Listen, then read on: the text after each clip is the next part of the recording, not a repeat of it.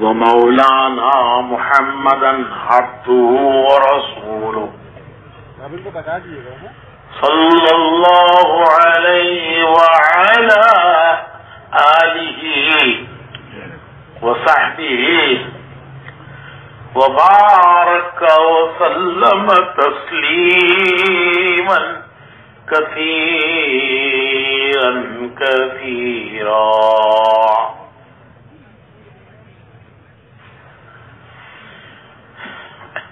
اما بعد، محترم بھائیوں، بزرگوں اور دوستوں، اس محنت میں لگنا اپنی اصلاح کی غرض سے ہے. ہم اس لیے اس محنت میں لگنا چاہتے ہیں اور امت کو اس محنت میں لگانا چاہتے ہیں تاکہ ہماری بھی اصلاح ہو جائے، امت کی بھی اصلاح ہو جائے.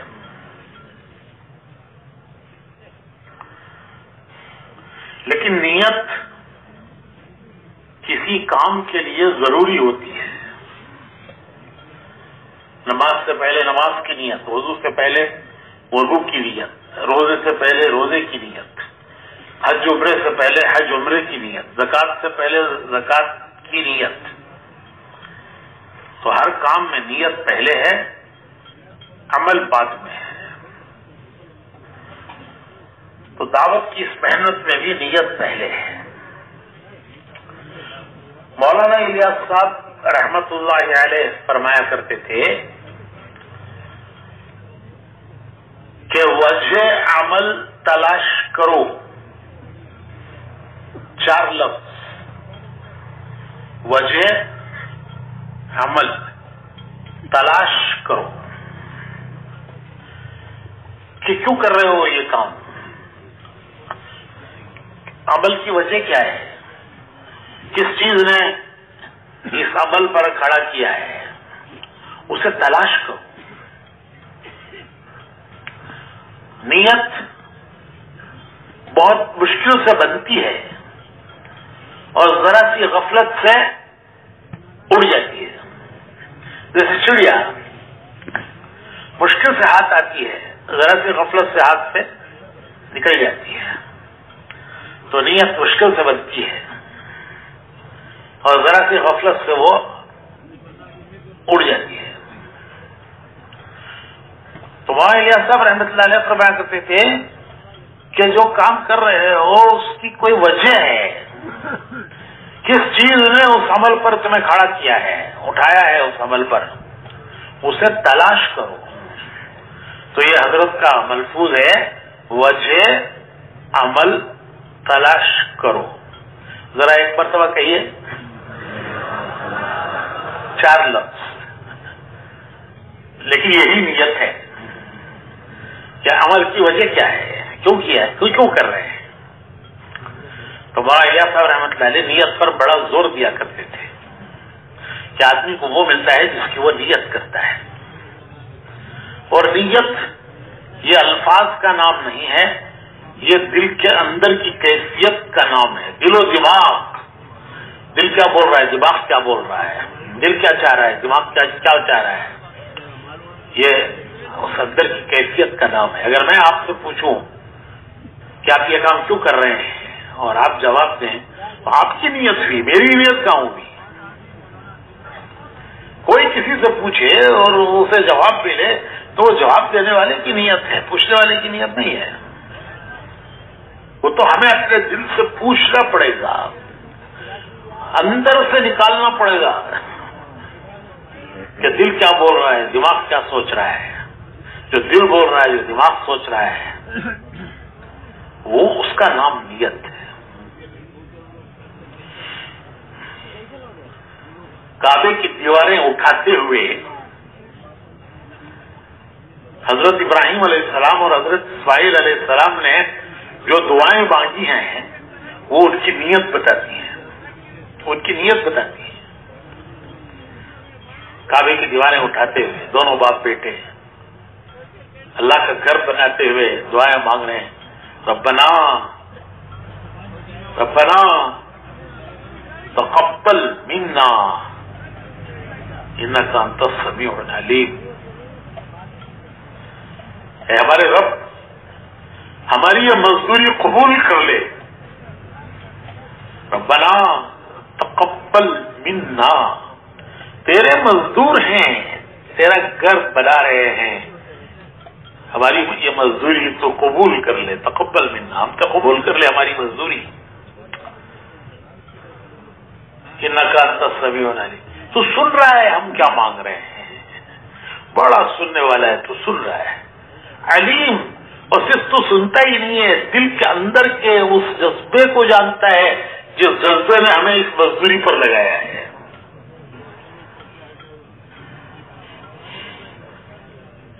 تو بھائیو یہ محنت، ایک مرتبہ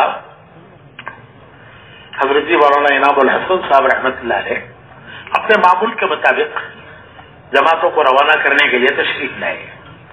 حضرت کا معمول تھا پہلے روانگی کی ہدایت دینے والا روانگی کی ہدایات دیتا، اور اس کے بعد حضرت آخر میں چند نصیحتیں ارشاد فرما کر دعا کر کے جماعتوں کو روانہ کرتے ہیں. تو اپنے معمول کے مطابق ایک مرتبہ حضرت تشریف لائے. جو روانگی کا بیان کر رہا تھا وہ حضرت کو دیکھ کے چپ ہو گیا. تو حضرت نے بیٹھ کر بات شروع کرنے کے بجائے حضرت نے مجمع سے پوچھا کہ بھائی اللہ کے راستے میں جا رہے ہو، یہ سب روانگی کی جماعتیں تھیں جن کو روانہ کرنے کے لیے حضرت تشریف لائے تھے. تو حضرت نے پوچھا کہ بھائی اللہ کے راستے میں جا رہے ہو، کوئی 3 چلے کے لیے جا رہا ہے، کوئی چلے کے لیے جا رہا ہے، کوئی کم و بیش وقت کے لیے جا رہا ہے، لیکن کیوں جا رہے ہو؟ اللہ کے راستے میں جا رہے ہو، کیوں جا رہے ہو؟ تو ادب کی وجہ سے سب خاموش ہو گئے، خاموش رہے. تو حضرت نے خود ہی فرمایا کہ بھائی ہم اس لیے جا رہے ہیں کہ ہم اپنی اصلاح چاہتے ہیں، ہم اپنی تربیت چاہتے ہیں، ہم اپنی تربیت چاہتے ہیں، ہم اپنی اصلاح چاہتے ہیں. کام کی شکل ایسی ہے کہ دوسرے تو سمجھتے ہی ہیں کہ یہ دوسروں کی اصلاح کا کام کر رہے ہیں، لیکن کام کرنے والا بھی کبھی یہ سمجھنے لگتا ہے کہ میں دوسروں کی اصلاح کا کام کر رہا ہوں. کام کی شکل ایسی ہے، گشتیں کرنا، لوگوں کو مسجد میں لانا، ان کو ایمان آخرت کی باتیں ان سے کرنا. تو کام کی ظاہری شکل ایسی ہے کہ لوگ تو سمجھتے ہی ہیں کہ یہ دوسروں کی اصلاح کا کام کر رہے ہیں، لیکن کبھی کام کرنے والے کو بھی یہ خیال ہونے لگتا ہے کہ میں دوسروں کی اصلاح کا کام کر رہا ہوں. حالانکہ جدوجہد کرنے والے کے لیے ہدایت کا وعدہ ہے. جو محنت کوشش کر رہا ہے، جدوجہد کر رہا ہے، اس کے لیے ہدایت کا وعدہ ہے. جن میں کر رہا ہے، جن میں جدوجہد کر رہا ہے، ان کے لیے کوئی وعدہ نہیں ہے. وہ تو اللہ چاہے ہدایت دیں چاہے نہ دیں، اور جب چاہیں دیں، جلدی دیں، دیر سے دیں، وقت اس کا آیا ہو نہ آیا ہو. ابھی تو جن میں کام کر رہا ہے ان کے لیے وعدہ نہیں، لیکن جو کر رہا ہے اس کے لیے وعدہ ہے. والذین جاہدوا فینا لنہدینہم سبلنا، اللہ ان کے لیے ہدایت کے راستے کھولیں گے. لیکن پھر وہی بات ہے کہ نیت پر اگر نیت پر ثمرہ ہے، نیت پر ثمرہ ہے. تو پھر حضرت نے فرمایا کہ نیت دوسروں کی ان کا وعدہ نہیں. محنت کرنے والے کے لیے وعدہ ہے، اپنی نیت نہیں کی. جس کا وعدہ ہے اس کی نیت نہیں، جس کی نیت ہے اس کا وعدہ ہے. جن کی نیت کی ہے ان کے لیے کوئی وعدہ نہیں، وہ تو اللہ کا علم ہے کب دیکھ. لیکن جو کر رہا ہے اس کے لیے وعدہ ہے، لیکن کب؟ جبکہ وہ نیت کرے اس کی. تو حضرت نے فرمایا کہ جس کی نیت ہے اس کا وعدہ نہیں، جس کا وعدہ ہے اس کی نیت نہیں. تو ادھر سے بھی گئے ادھر سے بھی گئے. اپنی اس محنت کرنے والا قربانی دینے کے لیے وعدہ تھا، لیکن اس سے ہم نے نیت نہیں کی. دوسروں کے لیے کوئی وعدہ نہیں، ان کی نیت کر لی. تو جس کی نیت ہے اس کا وعدہ نہیں، جس کا وعدہ ہے اس کی نیت نہیں۔ تو بھائیو، سب سے پہلی بات یہ ہے کہ ہمیں اپنی نیت بنانی ہے، نیت بنانی ہے۔ نیت مشکل سے بنتی ہے اور ذرا سی غفلت سے اڑ جاتی ہے۔ تو ہم اس محنت پہ اس لیے لگے ہیں کہ ہم اپنی اصلاح اور تربیت چاہتے ہیں کہ ہمیں نیت بنانی پڑے گی۔ تربیت کسے کہتے ہیں؟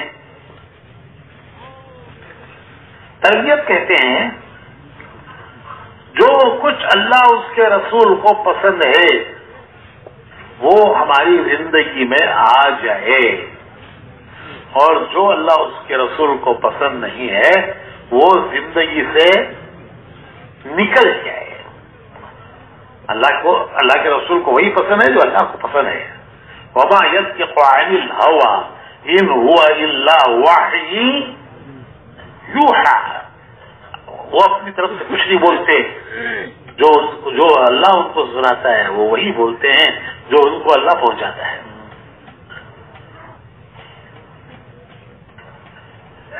تو تربیت کہتے ہیں، خلاصہ تربیت کا یہ ہے، میں آسان الفاظ میں بتاتا ہوں کہ تربیت کا خلاصہ یہ ہے کہ جو چیز اللہ کو پسند ہے، اس کے رسول کو پسند ہے، وہ ہماری زندگی میں آ جائے۔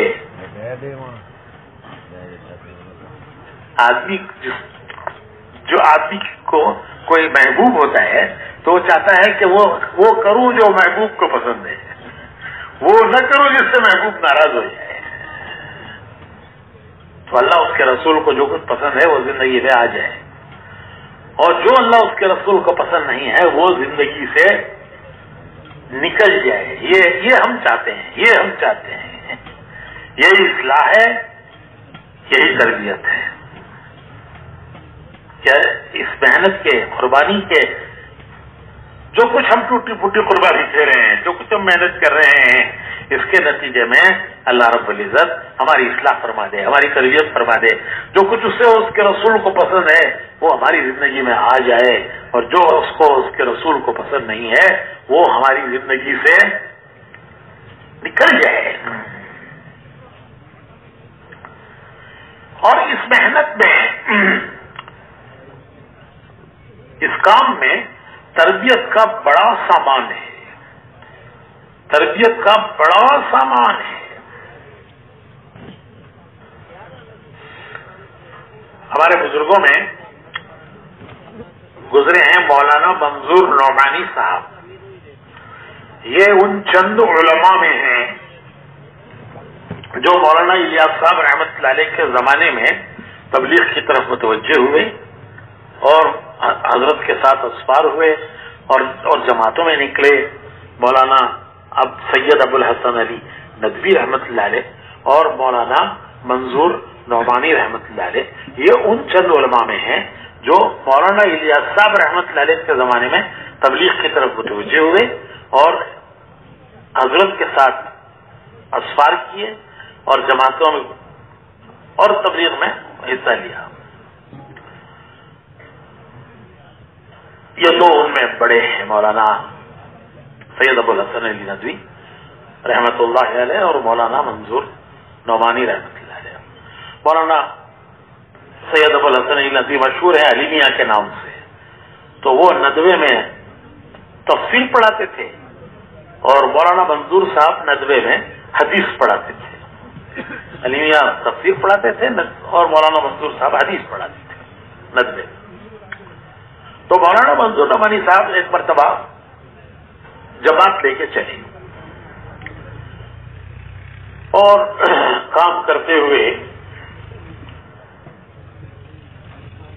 مولانا منظور صاحب فرماتے ہیں کہ جو روانگی کی ہدایات دی جاتی تھی ان جماعتوں کو کہ کیسے وقت گزارنا ہے، کام کیسے کرنا ہے، بستی میں کیسے جانا ہے، مسجد میں کیسے رہنا ہے، دعوت کیسے دینی ہے، گشتیں کیسے کرنی ہے، یہ ساری ہدایات انشاءاللہ جو کل فجر کے بعد ہوں گی نا کہ جماعتوں میں نکل کر کیا کرنا ہے، کیا نہیں کرنا ہے، کیسے کرنا ہے، تو مولانا منظور صاحب فرماتے ہیں کہ چونکہ بالکل ابتدا تھی تو یہ ساری باتیں مجھے بڑی عجیب لگتی تھی، نہیں لگتی تھی. تو میں نے ان کو ترتیب وار لکھ لیا تھا، ترتیب کے ساتھ روانگی کی ہدایات کو میں نے لکھ لیا تھا، اور وہ 40 نمبر تک پہنچی تھی. ایک امیر کی اطاعت کرنا، مشورے سے کام کرنا، مسجد میں ایسے رہنا. تو یہ ساری ہدایات عالم تھے، بڑے علماء کو پڑھاتے تھے، تو وہ انہوں نے ترتیب وار وہ ہدایات لکھ لی تھی، وہ 40 تک پہنچی تھی. اور مولانا فرماتے تھے کہ اس کو میں اندر کی جیب میں رکھتا تھا، دل سے قریب، اور جب تک ان کو اٹھا کر دیکھتا رہتا تھا کہ کام ان ہدایات کی روشنی میں ہو، تو میں اس کو اٹھا کر جب تک دیکھتا رہتا تھا. تو ایک مرتبہ میں جماعت لے کے چلا اور کام کرتے کرتے ہم پہنچے رائے پور میں ہوتے تھے حضرت شاہ عبد القادر صاحب رائے پوری رحمت اللہ علیہ. یہ بڑے بزرگوں میں تھے. ہمارے حاجی عبد الوہاب صاحب کے بھی وہ پیر تھے، حاجی صاحب انہیں سے بیعت تھے، حاجی عبد الوہاب صاحب. تو فرمانے لگے کہ میں کام کرتے کرتے رائے پور پہنچا، اور رائے پور پہنچ کر جماعت کو مسجد میں ٹھہرا کر میں حضرت رائے پوری رحمت اللہ علیہ کی زیارت و ملاقات کے لیے ان کی مجلس میں پہنچا. جب میں وہاں پہنچا تو وہاں مجلس تھی، جیسے یہ مجلس ہے. تو میں ایک طرف کنارے بیٹھ گیا کہ جب مجلس ختم ہوگی تو میں آگے بڑھ کر سلام کروں گا، ملاقات کروں گا. تو میں ایک طرف کنارے بیٹھ گیا. حضرت کی نگاہ میرے اوپر پڑی، اور پہلے سے پہچانتے تھے حضرت کہ حضرت نے ہی ان دونوں بزرگوں کو متوجہ کیا تھا مولانا الیاس صاحب کی طرف، اور انہی کی توجہ دلانے سے یہ دونوں بزرگ مولانا الیاس صاحب کے پاس آئے تھے. تو حضرت کی نگاہ پڑی، نگاہ پڑتے پوچھا کہ مولوی صاحب کیسے آنا ہوا؟ تو مولانا سارا مطلب سمجھ گئے کہ پہلے سے معمول یہ تھا کہ خط لکھتے تھے کہ میں فلاں تاریخ کو اتنے دنوں کے لیے آپ کی خدمت میں حاضر ہونا چاہتا ہوں. ادھر سے جواب آتا تو پھر میں جاتا تھا. اب نہ ادھر سے خط گیا نہ ادھر سے جواب آیا. تو یہ کوئی ایمرجنسی پیش آئی کیا کہ ایک دم سے آپ آ گئے ہیں؟ نہ پہلے سے کوئی خط اطلاع، نہ یہاں سے کوئی اجازت. یہ آداب ہوتے تھے. تو کیسی ایمرجنسی پیش آ گئی کہ ایک دم سے آ گئے ہیں؟ تو حضرت پورا مطلب سمجھ گئے، مولانا منظور صاحب پورا مطلب سمجھ گئے. تو عرض کیا کہ حضرت میں ایک جماعت کے ساتھ آیا ہوں، میں ایک جماعت کے ساتھ آیا ہوں. ابتدائی زمانہ تھا تبلیغ کا، لوگوں کو بہت ساری اشکالات تھے، اور وہ اشکالات لوگوں نے حضرت سے بھی کہہ رکھے تھے. بہت سے اشکالات کہ مسجدوں میں جاتے ہیں، اسے اپنا گھر بنا لیتے ہیں، مسجد کو سرائے بنا رکھا ہے، وہاں سوتے ہیں، کھاتے ہیں، رہتے ہیں، مسجد کو سرائے بنا رکھا ہے. اور ہوتے جاہل ہیں، کھڑے ہو کے بیان کرنا شروع کر دیتے ہیں. تو یہ بہت سارے اشکالات جو جماعتوں کے بارے میں ابتدا کا زمانہ تھا، بالکل ابتدا تھی. تو وہ لوگوں نے حضرت کو شکایتیں کر رکھی تھی تبلیغ کے بارے میں. حضرت کو وہ شکایتیں یاد آ گئیں. اس میں مولانا منظور صاحب آ گئے. یہ کیسے آ گئے؟ تو حضرت نے مولانا سے پوچھا کہ مولوی صاحب یہ لوگ جماعتوں میں، جب مولانا نے یہ کہا کہ میں ایک جماعت کے ساتھ آیا ہوں، تو حضرت نے پوچھا کہ مولوی صاحب یہ لوگ جماعتوں میں نکل کر کیا کرتے ہیں؟ پیچھے وہ ساری شکایتیں تھی کہ मस्जिदों में ठहरते हैं, खाते हैं, सोते हैं, सराय बनाया है और बयानात करते हैं। तो वो सारी शिकायत पीछे थी जहन में कि मौलवी साहब ये लोग जमातों में निकल कर क्या करते हैं। तो मौलाना मंजूर साहब ने जवाब दिया कि हजरत जब ये निकलते हैं तो इनको कुछ हिदायत दी जाती हैं, वो जमात में निकलकर उन हिदायत पर अमल करते हैं। आलिम का जवाब आलिमाना, कि बुजुर्गों के सामने लंबी बात नहीं की जाती और इतनी मुख्तसर भी नहीं कि मतलब ही समझ में ना आए। तो मौलाना ने अर्ज किया कि हजरत जब ये निकलते हैं तो इनको कुछ हिदायत दी जाती है, वो निकलकर उन हिदायत पर अमल करते हैं। तो हजरत ने पूछा कि मौलवी साहब वो क्या हिदायत दी जाती हैं जिन पर ये अमल करते हैं। तो मौलाना कहने लगे कि मुझे मौका मिल गया कि अब मैं हजरत से पूरी बात करूं। चुनांचे मैंने जेब में से वो पर्चा निकाला और पर्चा निकाल कर मैंने वो जो मुरत्तब शुदा पर्चा था हिदायत का, वो मैंने जो खुद उन्होंने मुरत्तब किया था, तो वो मैंने नंबरवार पढ़ना शुरू किया।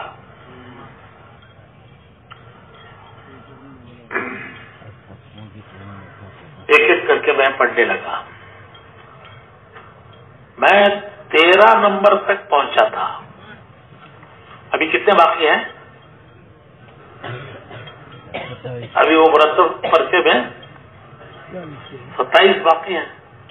मैं 13 नंबर तक पहुंचा था और मैं पर्चा देखकर पढ़ रहा था ताकि बात वह मुरत्तब की हुई चीज है, कोई ज्यादा ना हो कुछ कम ना हो।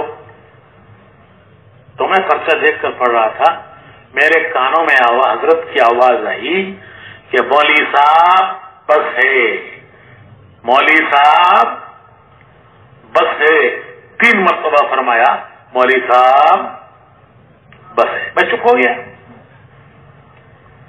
हजरत फरमाने लगे कि मौलवी साहब अगर ये ऐसा ही करते हैं जैसे इनको हिदायत दी गई है तो इनके वली अल्लाह बन जाने में कोई शुबा नहीं है। अभी तो 13 ही सुनाई थी। तो हजरत ने फरमाया कि मौलवी साहब अगर ये ऐसे ही करते हैं जैसे इनको हिदायत दी गई है तो इनके वली अल्लाह बन जाने में कोई शुबा नहीं है। बात खत्म हो गई, मजलिस भी खत्म हो गई। जब मजलिस खत्म हुई तो अक्सर जो लोग मजलिस में थे वो मुझे पहचानते थे क्योंकि मैं आता रहता था हजरत की मजलिस में, और ये भी जानते थे कि नब्बे में आलिम हैं, पढ़ाते हैं। तो एक एक मुझसे मिलने लगा और कहने लगा कि मौलवी साहब आज तो गजब हो गया, आज तो गजब हो गया। आप पर्चा पढ़ रहे थे, आपकी निगाह पर्चे पर थी और हजरत का जो रंग बदल रहा था वो आप नहीं देख रहे थे, आपकी निगाह पर्चे पर थी। एक एक बात आप पढ़ते जाते थे और हजरत का रंग बदलता था, एक एक बात पर हजरत का रंग बदलता था। और जब आप 13 पर पहुंचे तो फिर हजरत ने आपको रोका है। तो लोग मिल के कहने लगे आज तो गजब हो गया। तो मेरे भाइयों मैं अर्ज करा था कि बाज़ मरतबा कोई चीज करते करते एक आदत बन जाती है, किसी चीज के करते करते एक आदत बन जाती है और फिर उसकी अहमियत में कमी आ जाती है। निकल रहे हैं, हिदायत 3 दिन निकलने के मौके पर भी की गई मस्जिद में, चिल्ले में निकले उस वक्त भी मरकज में हिदायत दी गई, प्राइवेट आए तो वहां कारगुजारी सुनकर हिदायत दी गई। तो ये तो मामूल की चीज है। तो करते करते जब किसी चीज की आदत बन जाती है तो उसकी अहमियत कभी कम हो जाती है, कभी निकल जाती है, हालांकि वही असल चीज होती है। तो मैं अर्ज कर रहा था कि इस काम में अल्लाह रब्बुल इज्जत ने اصلاح کا، تربیت کا بڑا سامان رکھا ہے. اور جیسے آپ نے سنا کہ وہ ہدایات مولانا منظور صاحب نے پڑھی تو مولانا کی نزدیک تو 40 ہدایات تھی، اور جب 13 پر ہی حضرت نے روک دیا کہ ولی صاحب بس ہے، 3 مرتبہ فرمایا ولی صاحب بس ہے، ولی صاحب بس ہے، اتنا ہی کافی ہے. اگر یہ انہیں ایسے ہی کام کرتے ہیں جیسے ان کو بتایا گیا ہے تو ان کے ولی ہو جانے میں کوئی شبہ نہیں ہے. تو اللہ رب العزت نے اس میں بڑی ہدایت، بڑی تربیت کا سامان رکھا ہے. لیکن بس پھر وہ یہ دو باتیں ہیں. ایک یہ کہ نیت ہو، ثواب وہ تو اللہ رب العزت چھوٹے سے چھوٹے عمل پر دے دیتے ہیں. راستے سے تکلیف دینے والی چیز ہٹا دی تو اسے جنت سے جگہ دے دیتے ہیں. تو دینے والے تو ایسے ہیں، وہ اوسع من اعطا، بہت وسعت سے دینے والے، بہت وسعت سے عطا کرنے والے، اپنی شان سے دیتے ہیں، اپنی شان سے دیتے ہیں. مولانا ابراہیم صاحب فرما رہے تھے کہ سخی ضرورت دیکھ کر دیتا ہے اور کریم اپنی شان دیکھ کر دیتا ہے کہ میری شان کتنی ہے، مجھے کتنا دینا چاہیے. تو اللہ کریم ہے، کریم اپنی شان سے دیتا ہے. تو دینے والے تو بہت ہیں، لیکن آدمی کو وہ ملتا ہے جس کی وہ نیت کرتا ہے. تو پہلی بات یہ ہے کہ اس نیت، اور پھر دوسری بات ہدایات کے مطابق عمل، ہدایات کے مطابق جو کہا گیا ہے اس طرح چلنا، جو سنا ہے اس طرح کرنا، جو کہا گیا ہے اس طرح کرنا، جو سنا ہے اس طرح کرنا. اپنی اس میں نہیں ملانا، اپنی نہیں ملانا. آدمی کا نفس ہر جگہ حصہ لگا لیتا ہے، وہ بڑا عیار ہے، بڑا عیار ہے، بڑا عیار ہے. ہمارے حضرت جی رحمت اللہ علیہ کے خادم تھے مولوی سلیمان صاحب. وہ رائے آتے تھے تو ہمیشہ وہ جمعہ کی اذان، خطبے کی اور پہلی اذان وہ یہاں دیا کرتے تھے. وہ کہتے تھے میں چاہتا ہوں کہ یہ سارا مجمع میری اذان کا گواہ بن جائے، قیامت میں گواہی دے. تو وہ حضرت کی بڑی انہوں نے خدمت کی، پوری زندگی حضرت کی خدمت کی. تو انہوں نے ایک مرتبہ حضرت سے پوچھا کہ حضرت ہم سب کو تو شیطان گمراہ کرتا ہے، ہم سب کو بھٹکانے والا بھٹکاتا ہے، شیطان بھٹکاتا ہے. شیطان کو کس نے گمراہ کیا؟ وہ تو پہلا شیطان تھا، اس سے پہلے تو کوئی شیطان تھا نہیں ہے.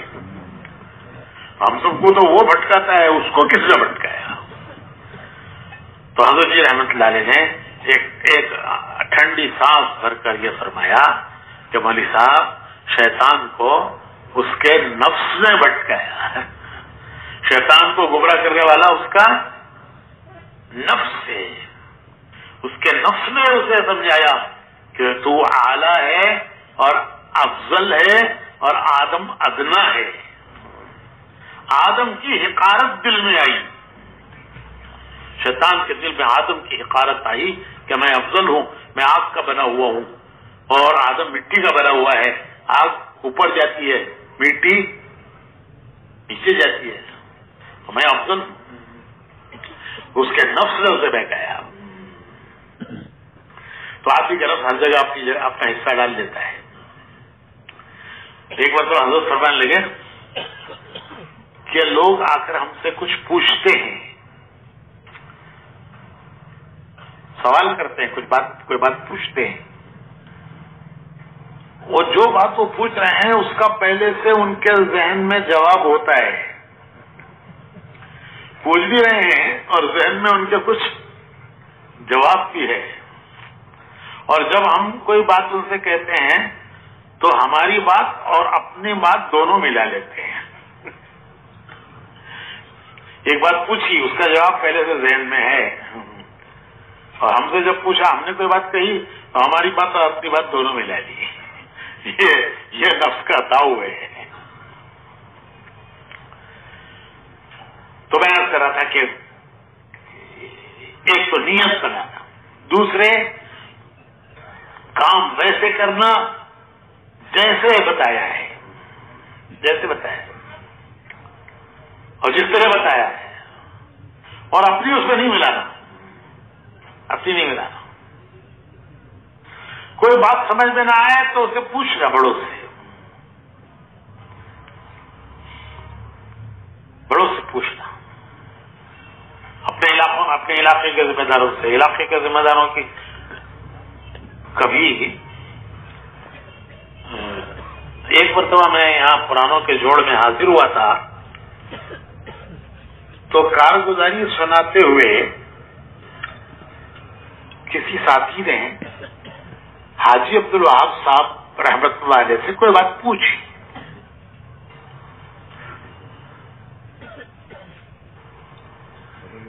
ایک کام کے بارے میں کوئی بات اس ساتھی نے حاجی صاحب سے پوچھی تو حاجی صاحب کہنے لگے کہ بھائی اس کا تو مجھے بھی پتہ نہیں، یہ معمولی بات نہیں ہے. اتنا بڑا آدمی جو ایک پورے ملک کا ذمہ دار اور پورا ملک اس کے اشاروں پر چلتا ہے، وہ یہ کہے کہ مجھے نہیں معلوم، یہ کوئی آسان بات نہیں ہے.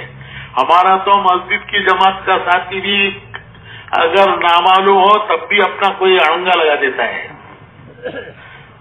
ایسے ہی ہوگا، یوں ہی ہوگا، یوں ہی ہوگا، یوں ہی ہوگا. ارے بھائی یوں ہی ہوگا، یوں ہی ہوگا، یہ کوئی خیال کی زن کی چیز ہے؟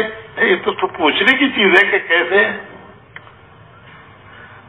تو یہ میرے سامنے کی بات کر رہا ہوں میں کہ ایسے کارگزاریاں ہو رہی تھیں. اس نے ایک بات پوچھی، بھائی صاحب نے کہا کہ بھائی اس کیس کا تو مجھے بھی پتہ نہیں ہے.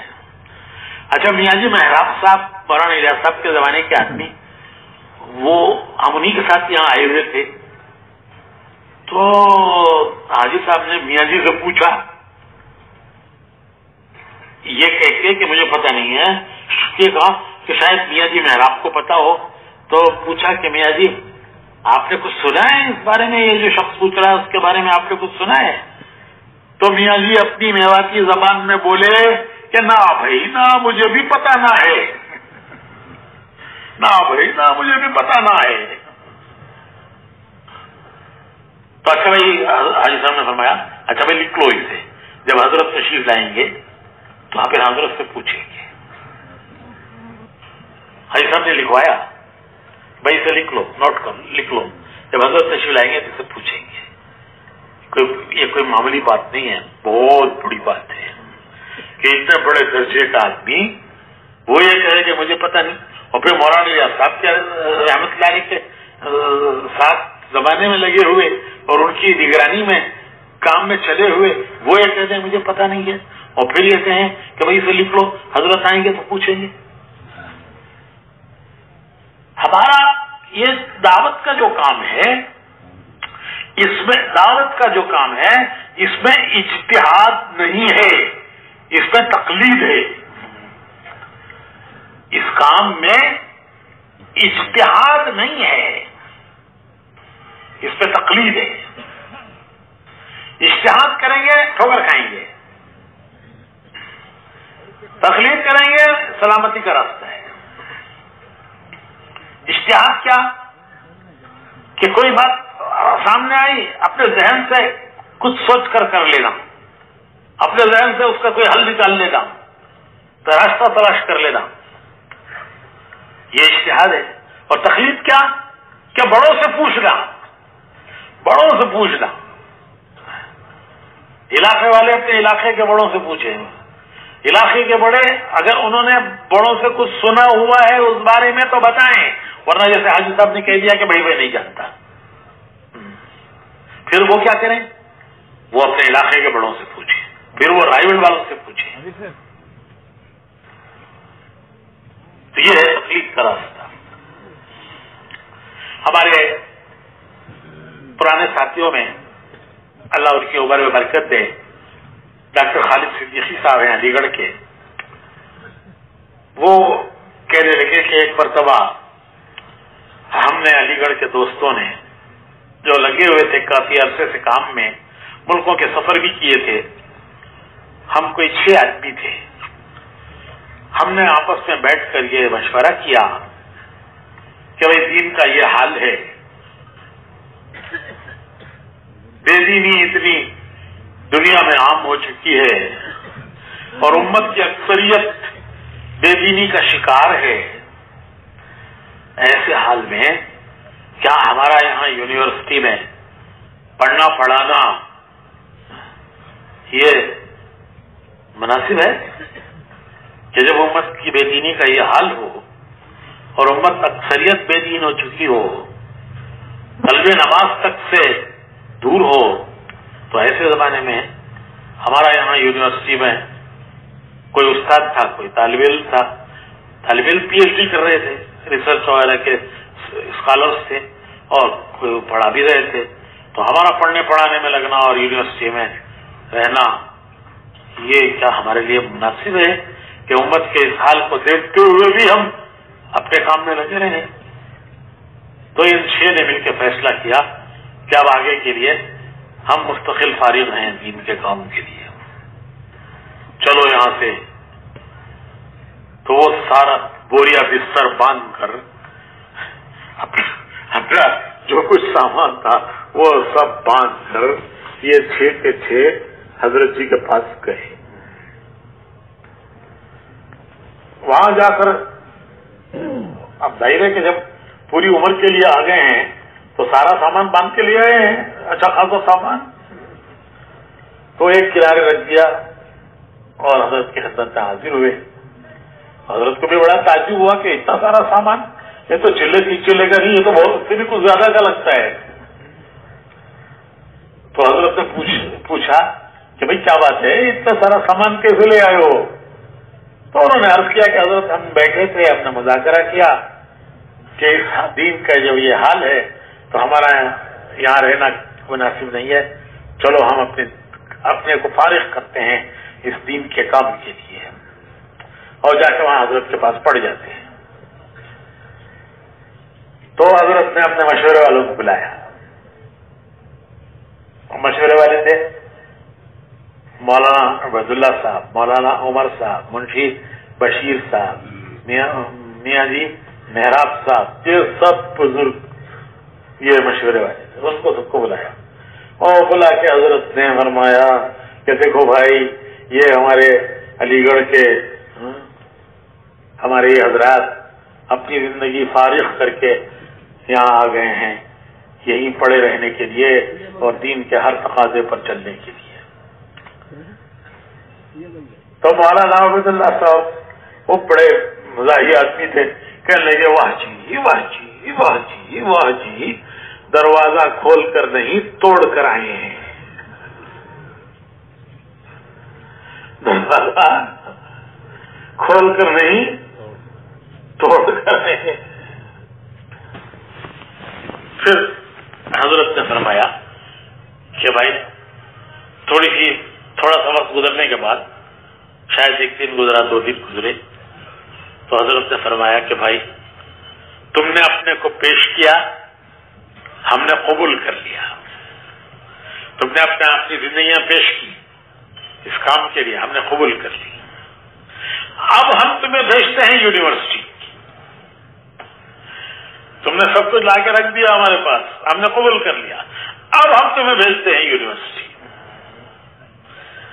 اب تم یونیورسٹی جا رہے ہو, اپنی مرضی سے نہیں جا رہے ہو, ہمارے بھیجے ہوئے جا رہے ہو. اب تم یونیورسٹی میں ہمارے بھیجے ہوئے جا رہے ہو. تو پڑھنے پڑھانے کے ساتھ دعوت کے تقاضوں کو مقدم رکھ کر چلنا, مقام پر بھی کام کرنا, باہر کے تقاضوں پر اللہ کے راستے میں بھی نکلنا, دور دور تک جانا اب تمہارا کام ہے. اب ہم تمہیں بھیج رہے ہیں یونیورسٹی کہ اپنے مشغلے کے ساتھ دعوت کو جوڑ کر چلنا ہے اور اس کے تقاضوں کو مقدم رکھنا ہے. اب تم نہیں جا رہے ہو, تم تو آ گئے, تم نے تو پیش کر دیا, ہم نے قبول کر لیا, اب ہم بھیج رہے ہیں. تو پھر اللہ نے وہ 6 کے 6 کچھ دنیا میں ابھی حیات ہیں اور اکثر چلے گئے دنیا سے, ان سے اللہ نے کام لیا, ملکوں میں کام لیا. علاقوں میں کام لیا. ہاں یہ بھی فرمایا وہ جو بات تھی نا کہ دروازہ کھول کر نہیں دروازہ توڑ کر آئے ہیں. تو حضرت نے اس کی تشریح فرمائی کہ دیکھو اگر تم یوں آ گئے تو یونیورسٹی کا کام، تمہاری یونیورسٹی کا کام بیٹھ جائے گا. لوگ کہیں گے کہ تبلیغ میں لگیں گے تو یہ پڑھنا لکھنا سب چھوڑ کے تبلیغ میں چلے جائیں گے. اور تمہارے ان کے والدین جنہوں نے ان کو بھیجا ہے پڑھنے کے لیے وہ کہیں گے تبلیغ میں ہرگز نہ لگنا، تم لگو گے تو پڑھنا پڑھنا چھوڑ کر تبلیغ میں چلے جاؤ گے. اس طرح تم آئندہ کے لوگوں کے لیے راستہ بند کر دو گے. تم تو بہت اعلیٰ درجوں میں پہنچ گئے لیکن آئندہ کے لیے تم نے لوگوں کے لیے راستہ بند کر دیا. اس طرح چلو کہ دروازہ کھلا رہے، تم بھی بڑھتے رہو، پیچھے پیچھے لوگ بھی آتے رہے، آگے بڑھتے رہے. جو خاص بات جس کی طرف میں متوجہ کرنا چاہتا تھا وہ یہ کہ کسی بھی کام میں اپنی ذاتی رائے پر عمل نہیں کرنا. کسی بھی کام میں اپنی ذاتی رائے پر عمل نہیں کرنا اور اپنے خیال سے نہیں چلنا، یہ اجتہاد ہے. اور تخلیق کیا کہ جو بزرگ کہیں گے وہ کریں گے، ہم اپنی بات ان کے سامنے رکھ دیں گے، وہ جو کہیں گے وہ کریں گے. یہ سلامتی کا راستہ ہے کام کرنے والوں کے لیے. ایک مرتبہ حضرت جی رحمت اللہ علیہ سہارنپور گئے حضرت شیخ کے پاس، شیخ الحدیث مولانا زکریا صاحب رحمت اللہ علیہ کے پاس. اکثر جاتے رہتے تھے. شیخ ان کے استاد بھی تھے، خسر بھی تھے. شروع سے آخر تک مولانا یوسف صاحب، مولانا انعام صاحب، یہ دونوں ایک جماعت میں رہے، ابتدائی جماعت سے لے کر آخر دورے تک. اور دونوں حضرت شیخ کے داماد، تو استاد بھی اور شیخ بھی، استاد بھی اور خضر بھی، تو اکثر جاتے رہتے تھے. تو ایک مرتبہ شیخ نے حضرت جی مولانا انعام الحسن صاحب رحمۃ اللہ علیہ سے پوچھا کہ مولی انعام پکارتے تھے اور شیخ ذرا جلدی جلدی بولتے تھے، مولی انعام تمہارے حضرت جی بننے سے کیا فرق ہوا؟ تم حضرت جی بن گئے، اتنے بڑے بن گئے، ساری دنیا کے امیر بن گئے. جب آدمی کسی بڑے عہدے پر پہنچتا ہے تو اس کے اندر ایک تبدیلی آ جاتی ہے، بدل جاتا ہے. تو شیخ کا اس طرف اشارہ تھا کہ تم اتنے بڑے ہو گئے تو تو کیا ہوا، کیا تبدیلی آئی؟ کہ ولی نام تمہارے حضرت جی بننے سے کیا ہوا؟ تو حضرت نے عرض کیا کہ حضرت پہلے ہماری ایک رائے ہوتی تھی،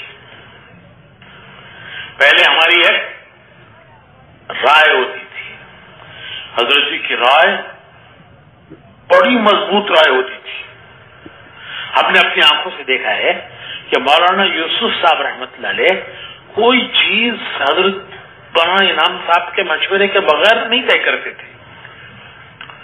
کوئی بات مشورے میں آنے میں ذرا سی تاخیر ہو گئی، مولانا انعام صاحب کو تین آدمی جاتے بلانے کے لیے. ایک گیا، ابھی وہ واپس آیا نہیں، حضرت دوسرے ذرا بھائی مولانا انعام کا کیا ہوا دیکھو جاؤ بلاؤ.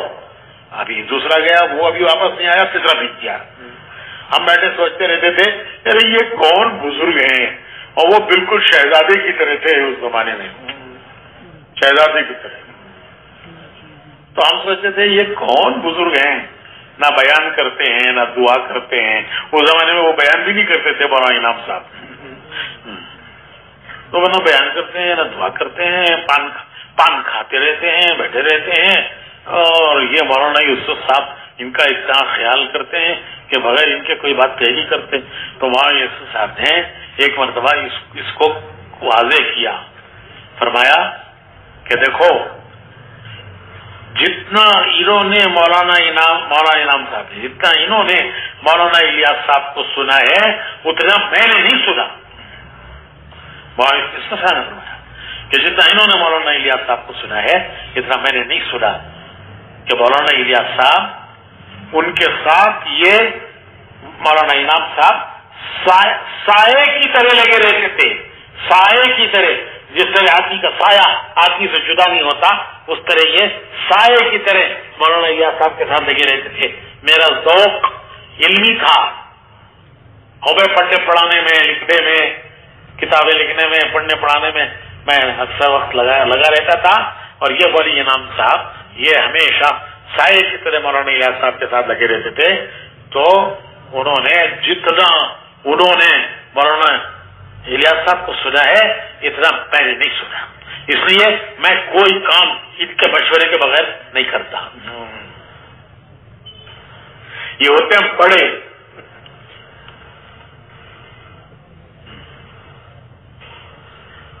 تو شیخ نے حضرت سے پوچھا کہ ملی صاحب، ملی انعام تمہارے حضرت جی بننے سے کیا ہوا؟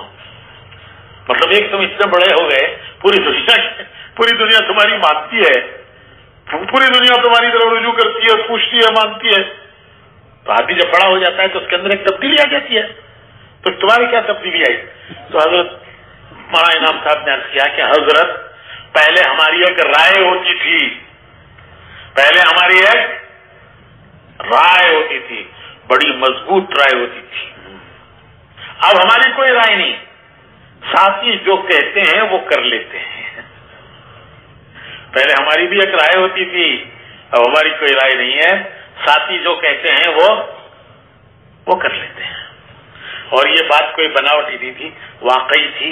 50 مرتبہ ہم نے خود دیکھا ہے کہ کوئی بات حضرت سے پوچھی گئی تو فرمایا وہی مشورے میں رکھ لو، کوئی بات اپنی طرف سے نہیں کہی، فرمایا مشورے میں رکھ لو۔ اور جب مشورے میں کوئی بات تجویز ہو جاتی اور عرض کیا جاتا کہ حضرت ساتھیوں کی یہ رائے ہے، تو فرماتے کہ اچھا بھائی اللہ اس میں برکت فرمائے، اچھا بھائی اللہ اس میں خیر فرمائے۔ پہلے فرماتے تھے مشورے میں رکھ لو، اور جب مشورے میں کوئی بات اس پر تجویز ہو جاتی تو فرماتے، جب عرض کیا جاتا تو فرماتے کہ اچھا بھائی اللہ اس میں خیر فرمائے، اللہ اس میں برکت فرمائے۔ تو بھائیو، ایک مرتبہ ہمارے بھائی خالد صدیقی صاحب، یہ ہمارے بہت پرانے لوگوں میں ہیں، اپنی بیماری معذوری کی وجہ سے نہ آ سکے، تو ارادے نیت کے باوجود نہ آ سکے، تو وہ کہنے لگے کہ میں نے ایک مرتبہ حضرت جی سے پوچھا کہ حضرت کیا امیر کو اس کا اختیار ہے کہ وہ سب ساتھیوں کی رائے کے خلاف کوئی فیصلہ کرے؟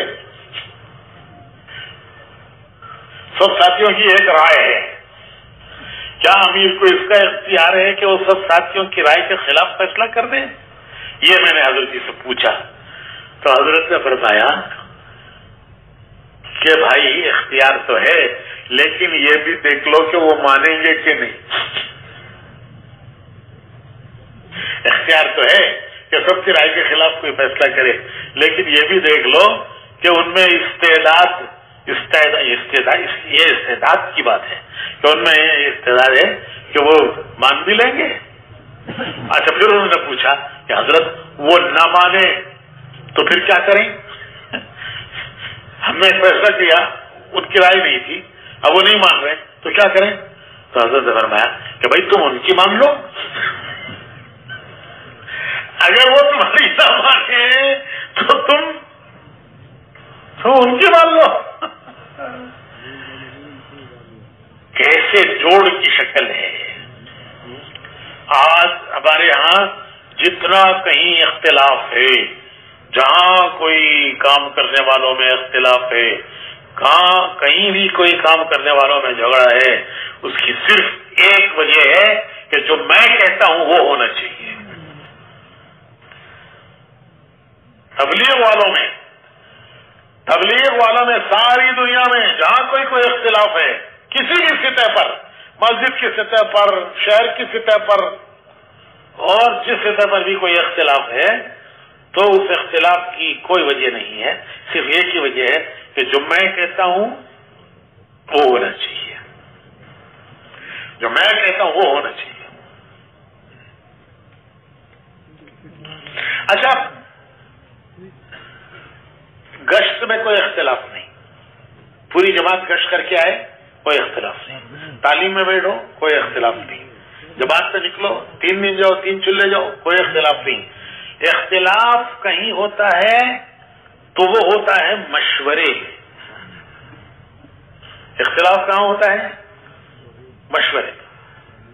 اور مشورے میں اختلاف کی وجہ کیا ہے؟ کیا ہے بولیے نا، کہ جو میں چاہتا ہوں وہ، اور سمجھائیں گے ایسے سمجھائیں گے کہ یہ سب سمجھتے ہی نہیں ہیں، اس کی بال کی کھال نکال لیں گے، ہندی کی چندی کریں گے، ہندی کی چندی، کہ سمجھتے نہیں ہیں۔ میں کتنی اچھی بات کہہ رہا ہوں، سمجھ کر رہی ہے۔ ہمارے حاجی صاحب اللہ ان کے درجات بلند کرے، عجیب آدمی تھے۔ ہم زندگی میں آدمی کی قدر ہوتی نہیں ہے، اس کے جانے کے بعد قدر ہوتی ہے۔ ایک مرتبہ فرمانے لگے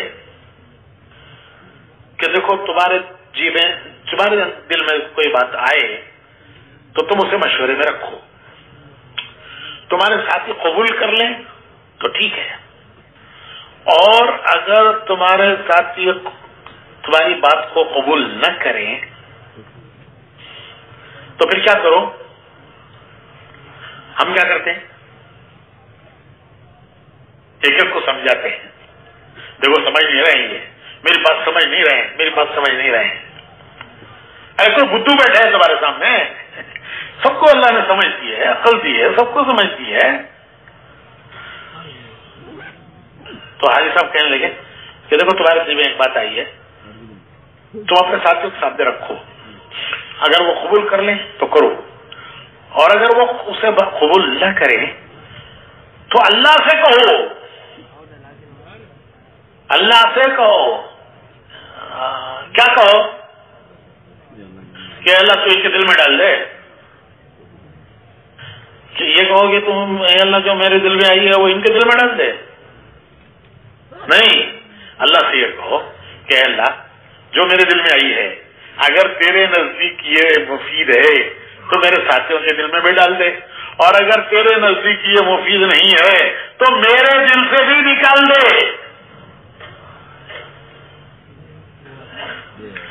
کتنا آسان کام ہے کہ اللہ تو نے ایک بات میرے دل میں ڈالی ہے تو نے ڈالی ہے، اگر یہ بات تجھے پسند ہے، تجھے پسند ہے یہ، تو میرے ساتھیوں کے دل میں بھی ڈال دے، اور اگر تجھے یہ پسند نہیں ہے تو میرے دل سے بھی نکال دے۔ بس قصہ تو قصہ، پھر کوئی جھگڑا نہیں ہے، کوئی جھگڑا نہیں ہے۔ اور کبھی جھگڑا، یہ سارے مشورے میں ہوتے ہیں، اسی لیے مشورے کی جو دعا ہے نا، دعا پڑھ کے بیٹھو۔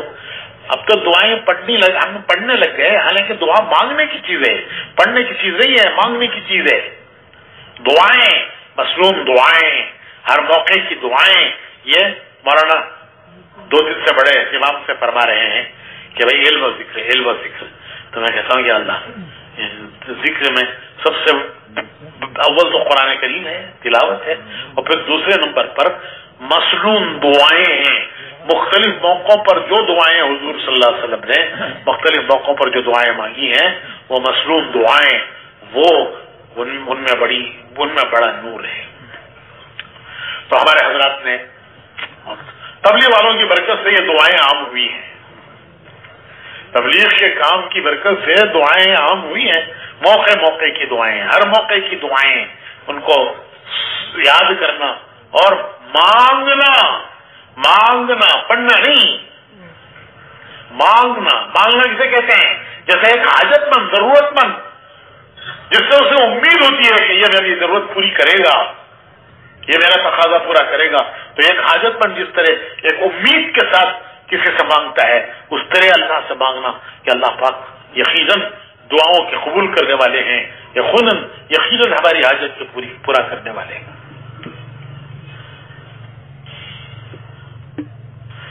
تو مشورے میں بعض مرتبہ پیچھے کا کوئی اثر ہوتا ہے، وہ پیچھے سے آیا ہے، وہ ظاہر ہو رہا ہے مشورے پہ، لیکن وہ اس کی رسی کہیں پیچھے سے ہے. وہ کیا؟ ایک مثال دیتا ہوں میں. مثال، رات کو بیوی سے انبن ہو گئی، رات کو بیوی سے کسی بات پر انبن ہو گئی. نہ ہونے والی بات نہیں ہے، ہوتی رہتی ہے، ہوتی رہتی ہے. آپ تو ماشاءاللہ نہیں ہوتا ہوگا آپ کے یہاں، ہمارے یہاں ہوتا رہتا ہے.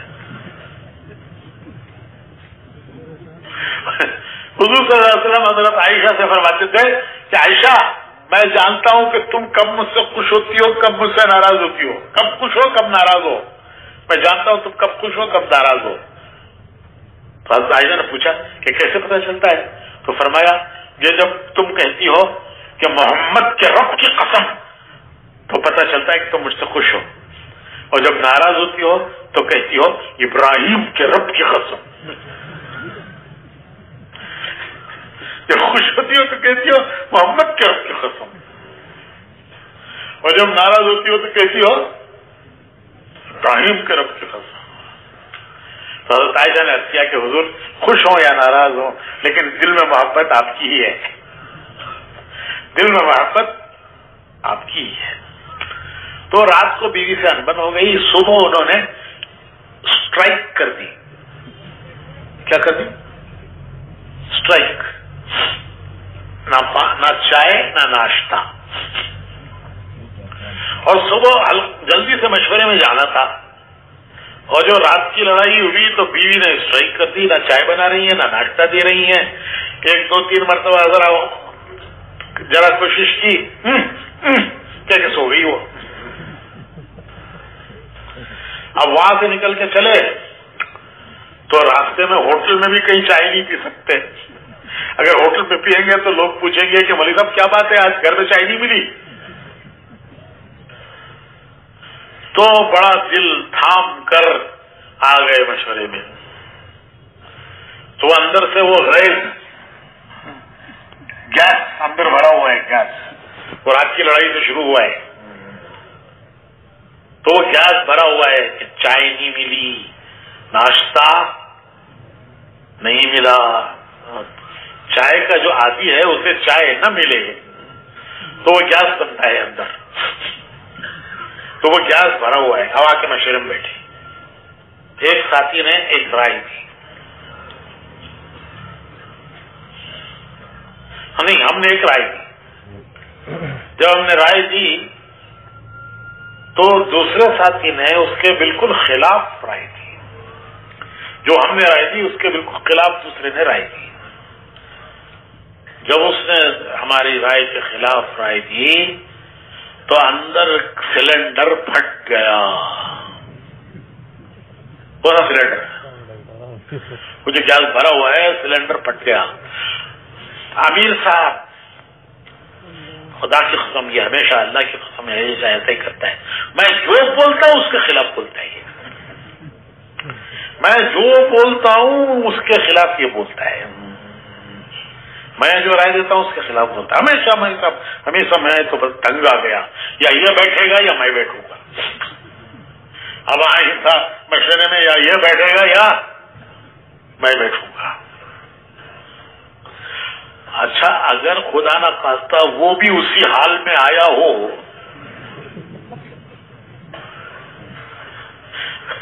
وہ بھی اگر خدا نہ خواستہ اسی حال میں آیا ہو تو 2 سلنڈر ٹکرا گئے. مسجد کی جماعت پاش پاش. تو یہ پیچھے سے بھی کچھ ہوتا ہے. تو بھائیو اس میں بڑے ضبط کی ضرورت ہے، بڑے تحمل کی ضرورت ہے، تحمل کی. حضور نے دعا مانگی ہے، مصنون دعاؤں میں ہے، حضور کی دعاؤں میں ہے اللہم اغننا بالعلم وزینا بالحلم. اللہم علمنا بالعلم بھی ہے، اغننا بالعلم بھی ہے، وزینا بالحلم. مجھے حلم عطا کر، مجھے حلم عطا کر کے زینت دے. حلم کے ذریعے کی زینت مجھے دے، مجھے حلم کی زینت دے.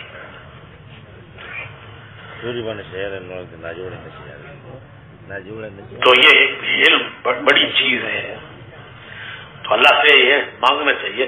حدیث کی دعائیں، حضور صلی اللہ علیہ وسلم کا علم کون کہہ سکتا ہے؟ تو پھر یہ دعا کیوں ہے؟ تو حضور کی دعائیں قیامت تک کے لیے امت کی تعلیم ہے کہ دیکھو جو حضور نے مانگا ہے وہ ہماری ضرورت ہے، ہمیں مانگنا چاہیے. جو حضور نے مانگا ہے وہ ہماری ضرورت ہے، وہ ہمیں مانگنا چاہیے. اس کام میں 3 چیزیں یہ بہت ضروری ہے. ایک، میٹھی زبان. میٹھی زبان.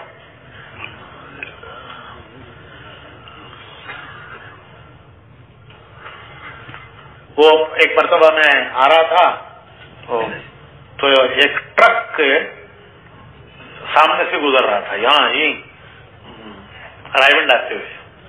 وہ ٹرک پہ لکھا ہوا، بڑی کام کی چیزیں ہوتی ہے وہ لکھنے والے لکھتے تھے. تو وہ ٹرک پہ لکھا ہوا تھا دل برائے فروخت. کیا برائے فروخت؟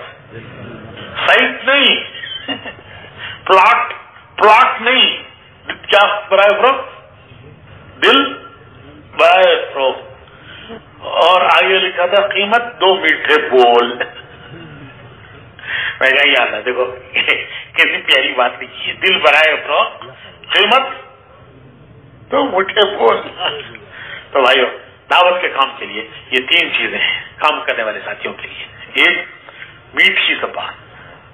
میٹھی زبان.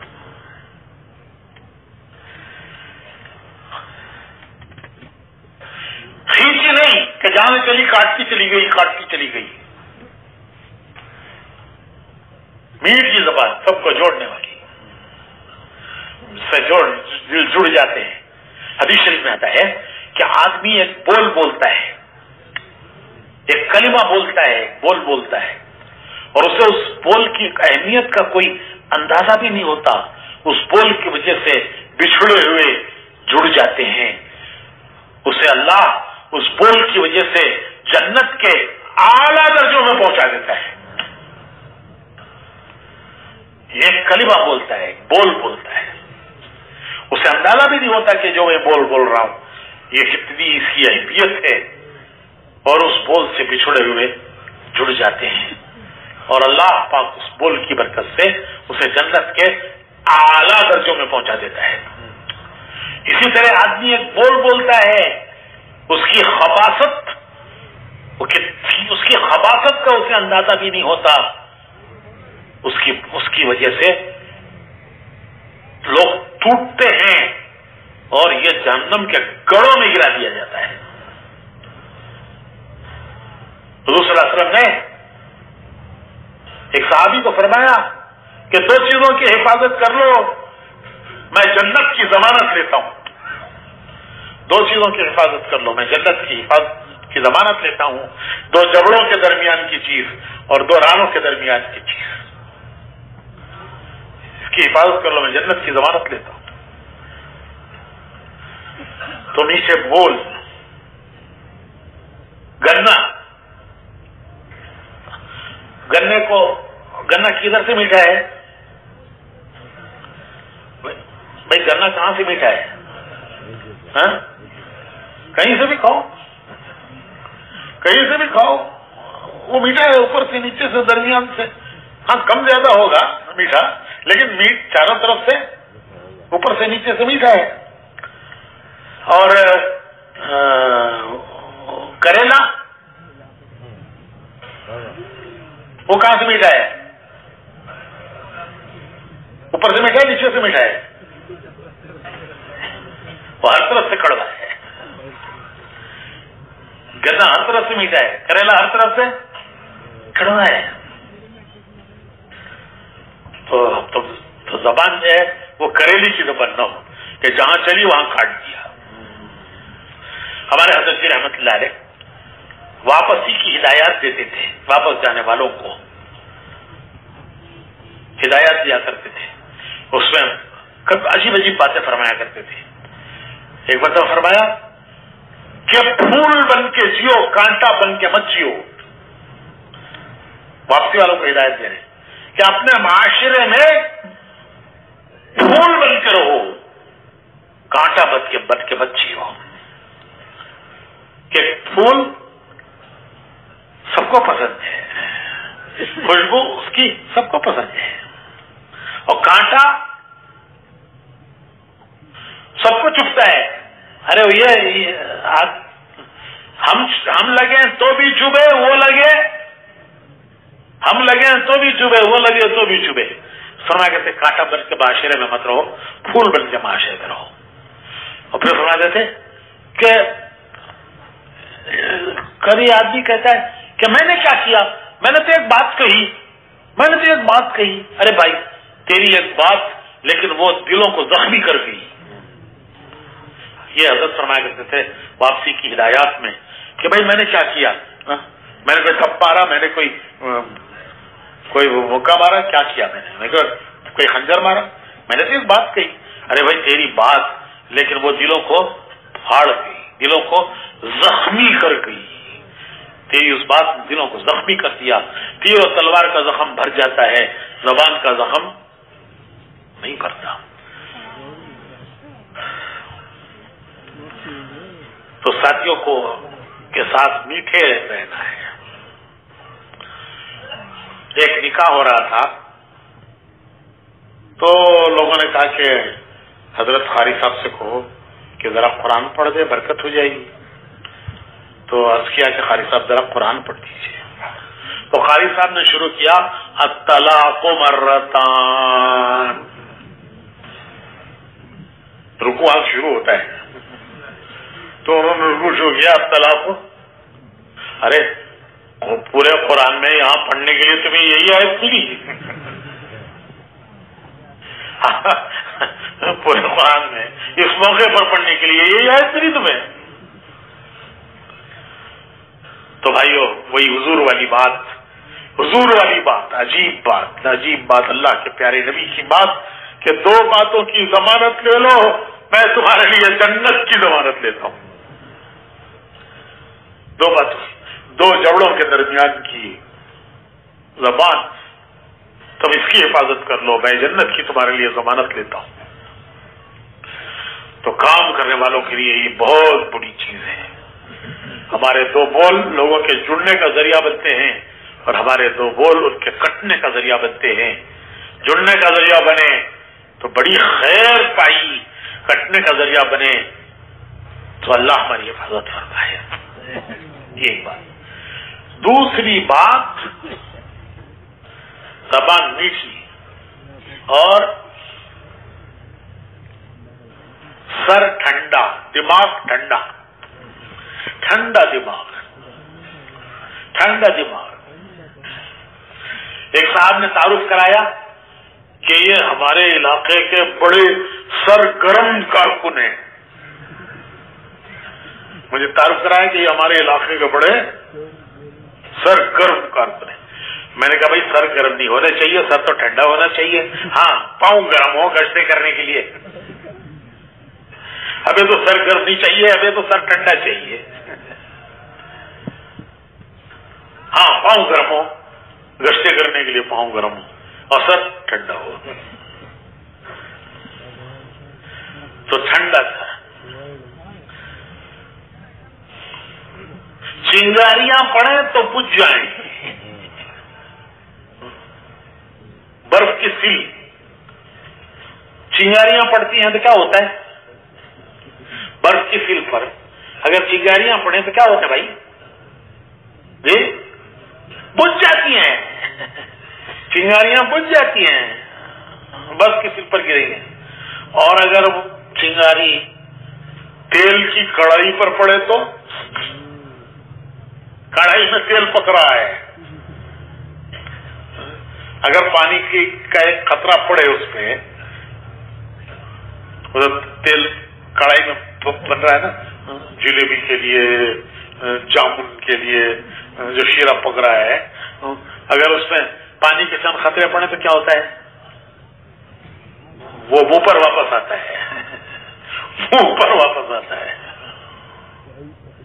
تو ہمارے دماغ ایسے ہوں کہ کوئی کچھ کہے، کوئی کچھ کہے، آل پروف، کیا بھائی؟ آل پروف، جو مرضی کہتے جاؤ، کوئی اثر ہی نہیں ہوتا۔ برداشت۔ تو کسی کی بات پر فوراً رد عمل، ریاکٹ کرنا، رد عمل یہ نہیں ہے، اسے پی جانا۔ منافقین حضور اکرم صلی اللہ علیہ وسلم کے بارے میں کہتے تھے کہ وہ تو کان ہی کان ہیں۔ منافقین کہتے تھے حضور کے بارے میں کہ وہ تو کان ہی کان ہیں، جو چاہے جا کے کہو سن لیتے ہیں، جو چاہے ان سے کہو سن لیتے ہیں، اور پیچھے جا کے آپس میں سرگوشیاں کرتے کہ دیکھا آج میں کیا کہہ کے آیا۔ یہ منافقین کی حرکت قرآن میں بتلائی گئی ہے کہ وہ جا کر حضور کی سرگوشیاں کرتے، سرگوشیاں یعنی چپ کے جا کے قریب میں باتیں کرنا، اور کہتے ہیں کہ وہ تو کان ہی کان ہے، جو کہو سب سن لیتے ہیں، اور پھر واپس آ کر ایک دوسرے سے کہتے دیکھا کیا کہہ کے آیا۔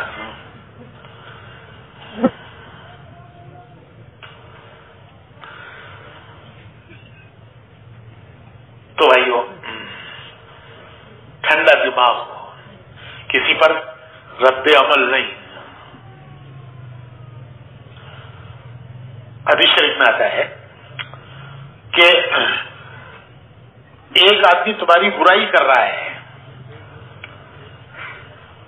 تم اس کی 10 برائیاں جانتے ہو، وہ تمہاری ایک برائی کر رہا ہے، تم اس کی 10 برائیاں جانتے ہو، لیکن تم خاموش رہ جاؤ، اس کی ان 10 برائیوں کا ذکر نہ کرو۔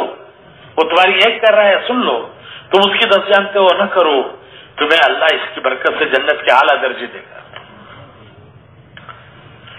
ایک مرتبہ حضور اکرم صلی اللہ علیہ وسلم تشریف فرما تھے، حضرت ابو بکر بیٹھے ہوئے تھے، ایک شخص آیا اور اس نے آ کر حضرت ابو بکر کو برا بھلا کہنا شروع کیا، برا بھلا، ان کی شان کے خلاف۔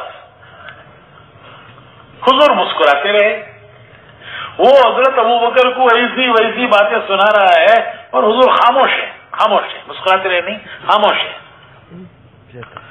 تھوڑی دیر کے بعد حضرت ابو بکر نے جواب دیا، بہت دیر ہو گئی، بہت سن لیا، تو اب کتنا سنیں گے بھائی، کوئی ایک آدھ جواب تو دے دو۔ یہ اندر سے ابھارتا ہے نفس کہ بھائی کتنا سنیں گے بھائی، ایک آدھ جواب تو دے دو۔ تو حضرت ابو بکر نے ایک جواب دے دیا، حضور اٹھ کر چلے گئے، حضرت ابو بکر پیچھے گئے، عرض کیا کہ حضور اس نے اتنی باتیں میرے خلاف کہی، میرے بارے میں اتنی باتیں کہی، اور آپ خاموش رہے، بیٹھے رہے، اور میں نے اس کی ایک جواب دیا تو آپ اٹھ کے چلے گئے۔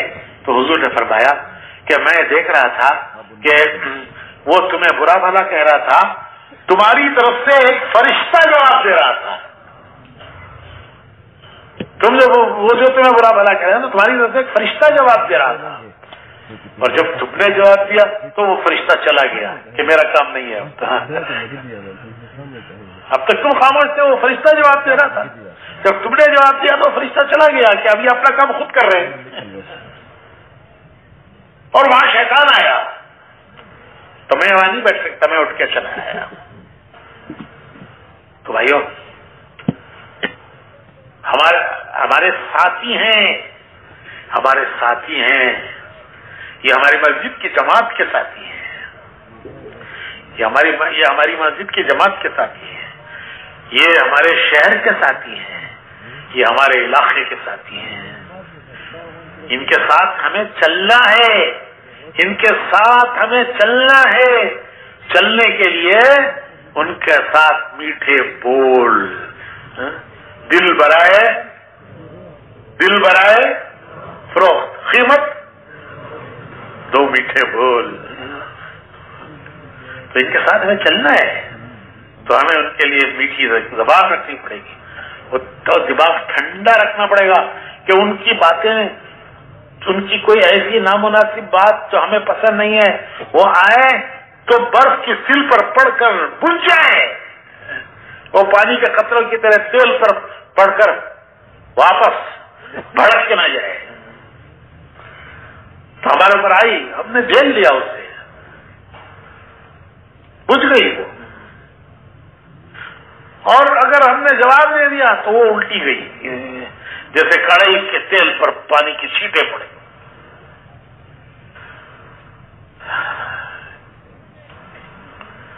تو میٹھی زبان اور کیا جی، ٹھنڈا دماغ اور وسیع دل. وسیع دل میں سب کے لیے وسعت ہے، دل میں سب کے لیے وسعت ہے، سب کے لیے دل میں وسعت ہے. جو ہمارا بھلا چاہتے ہیں ہم ان کا بھلا چاہتے ہیں، یہ تو معاملہ ہوا. جو ہمارا برا چاہتے ہیں ہم ان کا بھی بھلا چاہتے ہیں. یہ نبوت کی تعلیم ہے، نبوت کی تعلیم ہے کہ جو ہمارا برا چاہتے ہیں ہم ان کا بھی، ہم جو ہمارا بھلا چاہتے ہیں ہم ان کا بھلا چاہتے ہیں. یہ تو معاملہ ہوا. جو ہمارا برا چاہتے ہیں ہم ان کا بھی بھلا چاہتے ہیں. یہ نبوت کی تعلیم ہے. اور بھائیوں، جب ہم یہ کہتے ہیں کہ ہم نبیوں کا کام کر رہے ہیں، یہ اللہ کا کام ہے، نبیوں کا کام ہے. سب سے پہلے داعی اللہ ہیں، وہ جنت کی طرف دعوت دیتے ہیں اپنے بندوں کو. اللہ کا کام ہے، سب سے پہلے داعی اللہ ہے. پھر یہ ہمارے پیارے نبی کا کام ہے. جب ہم یہ کہتے ہیں کہ نبیوں کا کام ہے تو ان کی صفات اللہ ہمیں نصیب فرمائے. نہیں ہے لیکن اس کی فکر رکھتی ہے. ہمارے حاجی صاحب کہنے لگے، مجھے بہت یاد آتی ہیں حاجی صاحب کی باتیں، اللہ ان کے درجات بلند فرمائے. فرمانے لگے کہ ایک دن میں نے مولانا عبید اللہ صاحب سے یہ کہا کہ مولوی صاحب ہمیں ساتھیوں کو چلانا نہیں آتا. تو مولانا کہنے لگے بھائی عبدالوہاب یوں کہو کہ ہمیں ساتھیوں کے ساتھ چلنا نہیں آتا. حاجی صاحب نے کیا کہا تھا کہ مولوی صاحب ہمیں ساتھیوں کو چلانا نہیں آتا. تو حاجی صاحب نے کیا کہا مولانا عبید اللہ صاحب نے کہ مولوی صاحب یوں کہو کہ ہمیں ان کے ساتھ چلنا نہیں آتا. تو اپنا قصور دیکھنا کہ ہم کیسے چلیں، ہم ان کو کیسے چلائیں. یہ نہیں ہے یہ کہ ہم کیسے چلیں ان کے ساتھ. حاجی صاحب کہنے لگے میں بہت دنوں کے بعد، مجھے یاد نہ رہا، بہت دنوں کے بعد پھر میں نے ایک مرتبہ عرض کیا مولانا عبید اللہ صاحب سے کہ مولوی صاحب ہمیں ساتھ، ذرا تکلفی تھی مولانا عبید اللہ صاحب میں اور حاجی صاحب میں ذرا بے تکلفی تھی. تو میں نے ایک مرتبہ، مجھے یاد نہ رہا، بہت دنوں کے بعد میں نے ایک مرتبہ عرض کیا کہ مولوی صاحب ہمیں ساتھیوں کو جوڑنا نہیں آتا، ہمیں ساتھیوں کو جوڑنا نہیں آتا. تو مولانا عبید اللہ صاحب بولے کہ بھائی عبدالوہاب یوں کہو کہ ہمیں ساتھیوں کے ساتھ جڑنا نہیں آتا. ہمیں ساتھیوں کے ساتھ، حاجی صاحب نے کیا کہا تھا، جوڑنا، ساتھیوں کو جوڑنا نہیں آتا. تو حاجی صاحب نے کیا، مولانا عبید اللہ صاحب نے کیا کہا کہ ہمیں ان کے ساتھ جڑنا نہیں آتا. تو بھائیو کام جو ہے وہ سب کے ساتھ جڑنا ہے اور سب کو جوڑنا ہے. اس کے لیے دل وسیع ہو، دل وسیع ہو، وسیع. حضور اکرم صلی اللہ علیہ وسلم کا دل وسیع، سمندر کی طرح وسیع. समंदर की तरह वसी। जानते थे कि ये मुनाफिकीन है, अल्लाह ने बतलाया था कि ये मुनाफिकीन है, लेकिन आपने अपने अमल से कभी ये जाहिर नहीं होने दिया कि आप जानते हैं कि ये मुनाफिक है। वो जाके सरगोशियां करते थे, काम में बातें करते थे, लोगों को दिखाने के लिए कि देखो हम कितने करीब हैं हुजूर के, और पीछे जाके आपस में बातें करते थे कि देखो सब कह के आए हूं कान में, वो तो कान ही कान है।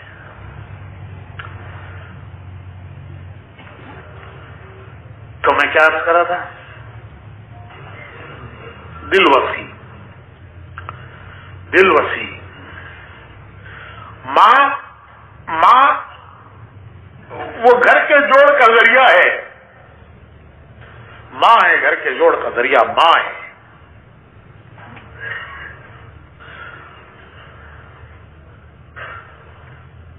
चार बच्चे हैं, एक बच्चा डॉक्टर, एक बच्चा इंजीनियर, एक बच्चा मौलाना साहब, एक डॉक्टर, एक इंजीनियर, एक मौलाना साहब, चौथा बेकार साहब। क्या चौथा चला गया,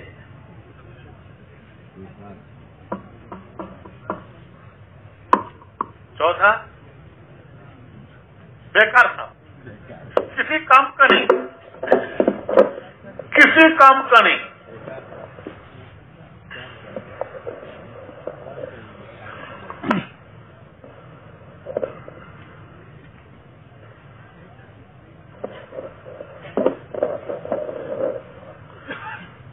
ये बताइए कि मां की शफकत किसके साथ ज्यादा है? मां की शफकत, बेटे तो चारों हैं, मौलाना साहब के साथ ज्यादा है या डॉक्टर साहब के साथ ज्यादा है या इंजीनियर साहब के साथ, किसके साथ ज्यादा है? अरे जो बेकार साहब है उनके साथ ज्यादा है। जो बेकार है किसी काम का नहीं है, मां की शफकत उसके साथ ज्यादा है, उसका लगाव उसके साथ ज्यादा है। बाप खफा होता है, गुस्से में आता है, घर से निकाल देता है, निकल जा बाहर, बाहर निकाल देता है घर से। मां उसके पीछे के दरवाजे से अंदर बुला लेती है और फिर बाप को भी समझाती है, देखो ऐसा मत करो, ये बाहर चला जाएगा तो सारी दुनिया कहेगी कि तुम्हारा ही बेटा है, इसे अंदर ही रखो, इसे अंदर ही रखो, अंदर, बाहर निकाल दोगे तो जो कुछ गली में करेगा, मोहल्ले में करेगा, सारा घर, सारा मोहल्ला तुम्हें ही बदनाम करेगा कि देखो फुला का बेटा है, इसे घर में ही रखो, जो कुछ करता है घर में ही करने दो, इसे बाहर मत निकालो। तो बाप को समझाती है, बेटे को समझाती है, अरे बाप तेरी भलाई के लिए कह रहा है, तेरा हमदर्द तेरी भलाई के लिए कह रहा है, तो उसकी बात मान ले, उसे नाराज मत करो, उसकी रजा अल्लाह की रजा है, उसकी नाराजगी अल्लाह की नाराजगी है। तो बाप को भी समझाती है, बेटे को भी समझाती है। तो मां घर के जोड़ का जरिया है, नबी उम्मत के जोड़ का जरिया है। मां घर को जोड़ती है, नबी उम्मत को जोड़ते हैं, और दाई अपने सब काम करने वालों को जोड़ता है, सबसे जुड़ जाता है, सबको जोड़ लेता है। अल्लाह नसीब फरमाए है, अल्लाह हमें नसीब फरमाए। अल्लाह से दुआएं मांगनी है कि अल्लाह पाक उस तरह काम करने की तौफीक दे जिस तरह काम करना उसे पसंद है, उस तरह इस मुबारक इस मेहनत पे चलने की तौफीक दे जिस तरह चलना अल्लाह को पसंद है। और मशवरे के पाबंद होकर चलते रहे। कोई काम, मैंने शुरू में अर्ज किया कि इस दावत के काम में इज्तिहाद नहीं है, तकलीद है। इज्तिहाद क्या? अपनी समझ से करना। तकलीद क्या? बड़ों से पूछ के करना। सलामती का रास्ता है। और मीठी जबान, ठंडा दिमाग, वसी समंदर की तरह सबको समो लेता है। اللہ پاک ہمیں نصیب فرمائے. اللہ سے دعائیں مانگنی ہیں اور اپنی محنت میں چلتے رہنا ہے اور مانگتے رہنا ہے، چلتے رہنا ہے اور مانگتے رہنا ہے. کبھی شیطان یہ بھی دھوکہ دیتا ہے کہ اتنے دنوں سے چل رہے ہیں بھائی، 5 دن کے پرانوں کے جوڑ میں رائے میں جتنی باتیں سنی، کوئی بھی اندر پیدا نہ ہوئی، اتنے دنوں سے چل رہے ہیں، یہ کہاں کچھ بھی نہیں پیدا ہوا، تو کیا کرو؟ ہمارے حضرت جی رحمۃ اللہ علیہ فرمایا کرتے تھے لگے رہو. حضرت جی ہمارے کیا فرمایا کرتے تھے؟ لگے رہو. جو آنا ہے وہ آتا چلا جائے گا، ہمارا کام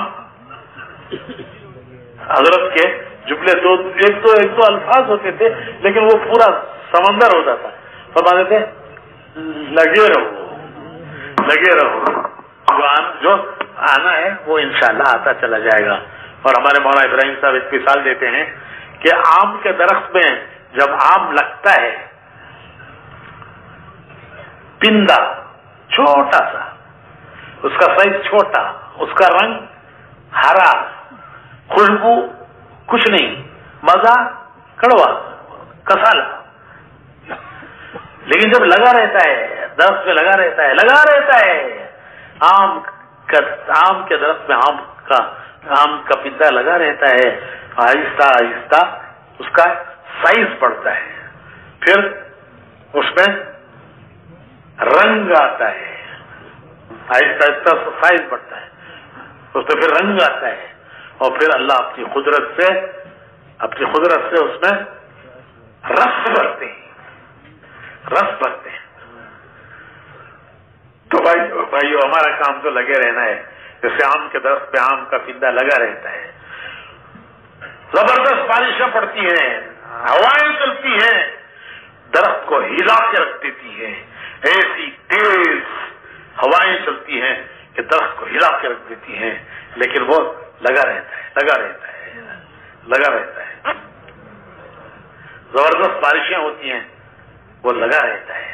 وہ توڑ دینا چاہتی ہیں، اس کے تعلق کو درخت سے کاٹ دینا چاہتی ہیں، لیکن وہ لگا رہتا ہے. جب وہ لگا رہتا ہے تو پھر اللہ پاک اس کے اندر وہ سب چیزیں اللہ اپنی قدرت سے لاتے ہیں، اس کا سائز بڑھاتے ہیں، اس کا رنگ بدلتا ہے، اس پہ خوشبو آتی ہے، اس پہ اپنی قدرت سے اللہ رنگ بھرتے ہیں. تو بھائیو لگے رہیں گے اور اللہ سے مانگتے رہیں گے، لگے رہیں گے اللہ سے مانگتے رہیں گے. اور اگر وہ ٹوٹ کر گر گیا تو، اگر وہ آم کا پندا ٹوٹ کر درخت سے گر گیا تو جو آنا ہے وہ آتا نہیں، جو ہے وہ بھی چلا جاتا ہے. جو آنا ہے وہ آتا نہیں، جو ہے وہ بھی چلا جاتا ہے. لگا رہے گا، جو آنا ہے وہ آتا چلا جاتا ہے. ٹوٹ کر گر گیا تو پرندے بھی تھوڑا سا کھا کر زخمی کر کے اسے چھوڑ دیتے ہیں. اللہ پاک ہمیں استقامت نصیب فرمائے اور موت تک لگے رہنا اللہ نصیب فرمائے. اس راہ میں اللہ ہمیں آگے بڑھائے اور اس راہ کی صفات ہمیں اللہ نصیب فرمائے. اس کے لیے لگے رہنا، قربانیاں دیتے رہنا، دعائیں مانگتے رہنا.